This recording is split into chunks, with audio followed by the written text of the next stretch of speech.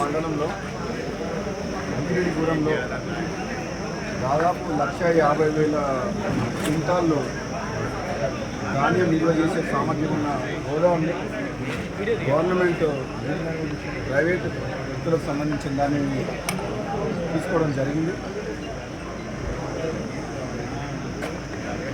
ఈ రోజు నుంచి ఇంకా ఉద్యోగం చేసి వచ్చే 10 రోజుల్లో మొత్తం ధాన్యం సేకరణ కంప్లీట్ చేయాలని చెప్పేసి అధికారులకు ఆదేశాలు ఇవ్వడం జరిగింది. గత 15 రోజులుగా నేను కంటిన్యూస్గా కలెక్టర్ గారితో, పౌర సరఫరాల కమిషనర్ మన స్టీఫెన్ రవీంద్ర గారితో, అడిషనల్ కలెక్టర్ గారితో, డిప్యూటీ డిఎం గారితో నేను రెగ్యులర్గా మాట్లాడుతున్నాను.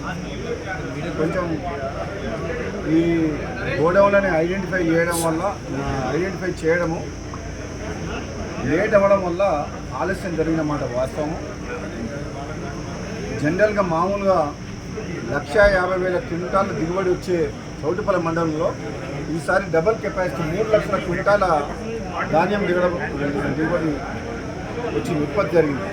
అదేవిధంగా నారాయణపూర్ మండలంలో 50,000 వచ్చే దగ్గర దాదాపు 2 లక్షల క్వింటాలు ధాన్యం ఈసారి ఉత్పత్తి, అంటే 4 రేట్లు. ఈసారి అనుకోకుండా ధాన్యం ఉత్పత్తి పెరగడం వల్ల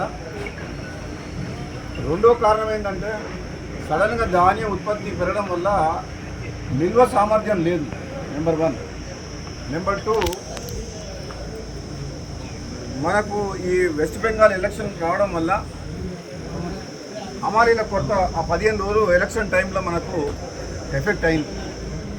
మూడోది, మిల్లర్లు కూడా కొన్ని రకాల రాజకీయం చేసి ప్రభుత్వంతో వాళ్ళు బ్లాక్మెయిలింగ్ ధోరణిలో కొందరు మిల్లర్లు ప్రవర్తించడం వల్ల ధాన్యం సేకరణ విషయంలో ఆలస్యమైన మాట వాస్తవము. మొన్న లాస్ట్ వీక్ ముఖ్యమంత్రి గారి దగ్గర దృష్టికి కూడా తీసుకుపోయినాం. ఉత్తమ్ కుమార్ రెడ్డి గారు సివిల్ సప్లై మినిస్టర్ ఎప్పటికప్పుడు పర్యవేక్షణ చేస్తున్నారు. జరిగిన మాట వాస్తవం. ప్రభుత్వం తరఫున నేను క్షమాపణ కూడా చెప్తున్నాను. ఎందుకంటే మనం అనుకున్న దానికంటే డబల్ 3 రెట్లు ఎక్కువ వచ్చింది. రైతులకు ఇబ్బంది అయింది. కళ్ళాలల్లో 15 రోజుల నుంచి రైతులు ఇబ్బంది పడుతున్నారు. ఆ మాట వాస్తవం. అందుకని మేము కూడా చింతిస్తున్నాం అందరం. డెఫినెట్గా రైతుల కోసం ఈ ప్రభుత్వం ఎప్పుడు కూడా రాత్రింబౌలు కష్టపడి రైతులకు అన్ని రకాలుగా సపోర్ట్గా ఉండాలన్న ఉద్దేశంతో పనిచేస్తుంది. కాబట్టి రాబోయే 10 రోజుల్లో కంప్లీట్గా ధాన్యం సేకరణ కంప్లీట్ చేస్తామని చెప్పి నేను కూడా మాటిస్తున్నా. ప్రత్యక్షంగా నేను కూడా ఈ గోడౌన్ హ్యాండ్ ఓవర్ చేసుకుంటానికి అధికారులతో మాట్లాడి గోడౌన్ ఓనర్ ఒప్పుకున్నా సరే బలవంతంగా నోటీస్ ఇచ్చి తీసుకోవడం జరిగింది. ఇంకొక 1,00,000 టన్నులకు తిరుమలగిరి సూర్యాపేట మండలం అక్కడ ఒకటి ఉన్నది, అది కూడా తీసుకోమని చెప్పిన ఇప్పుడు అడిషనల్ కలెక్టర్ గారితో మాట్లాడినా. వచ్చే 10 రోజుల్లో ఈ ధాన్యం సేకరణ ఎప్పుడు ఇంత ప్రాబ్లం రాలే, ఈసారి వచ్చింది ప్రాబ్లం. ఈసారి దిగుబడి ఎక్కువ రావడం వల్ల, కాబట్టి వివిధ కారణాల వల్ల ఆలస్యం అయింది. మా రైతు సోదరులందరూ కూడా దీన్ని పరిస్థితిని అర్థం చేసుకొని సహకరించాలని చెప్పేసి ప్రతిపక్ష పార్టీల అందరికీ కూడా నా విన్నపం ఏంటంటే ఆలస్యమైన మాట వాస్తవం.